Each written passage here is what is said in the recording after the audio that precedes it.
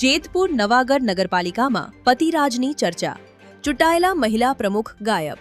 વહીવટ પતિ સંભાળતા હોવા પર ઉઠ્યા ગંભીર સવાલો. જેતપુર નવાગર નગરપાલિકામાં હાલ લોકશાહી વહીવટને લઈને ભારે ચર્ચા અને વિવાદો ચાલી રહ્યા છે. જનતા દ્વારા ચૂંટાયેલા મહિલા પ્રમુખ લાંબા સમય સુધી કચેરીમાં હાજર ન રહેતા હોવા છતાં પાલિકાનો વહીવટ તેમના પતિ દ્વારા ચલાવવામાં આવતો હોવાના ગંભીર આક્ષેપો સામે આવ્યા છે. આ સમગ્ર બાબતે હવે લોકમુખે અનેક સવાલો ઉઠી રહ્યા છે.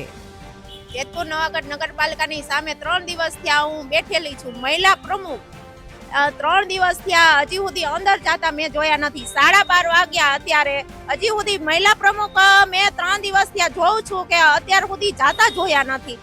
તો હું એમ કહું છું કે પતિઓ જ રાજ કરે છે, તો મહિલા પ્રમુખ ક્યાં છે? ચૂંટાયેલી વ્યક્તિ સિવાય અન્ય કોઈ વહીવટ કરી શકે? નિયમ મુજબ જે જનપ્રતિનિધિ જનતા દ્વારા ચૂંટાઈને આવ્યા હોય, જવાબદારી તેમણે જ નિભાવવાની હોય છે. છતાં સત્તાવાર હોદ્દા વગરના તેમના પતિ દ્વારા વહીવટ થતો હોય તો તે કાયદાકીય રીતે કેટલું યોગ્ય છે?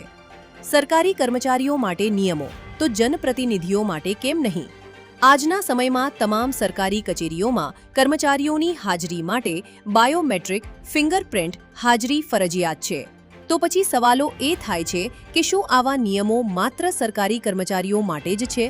પ્રજાના ટેક્સના પૈસે ચાલતી નગરપાલિકામાં ચૂંટાયેલા પ્રતિનિધિઓ માટે હાજરીના આવા કોઈ કડક નિયમો કેમ લાગુ નથી થતા?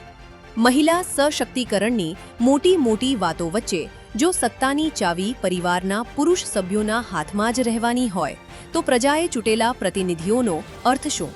આ મામલે તંત્ર દ્વારા કોઈ યોગ્ય પગલાં લેવાશે કે પછી પતિરાજ જ ચાલતું રહેશે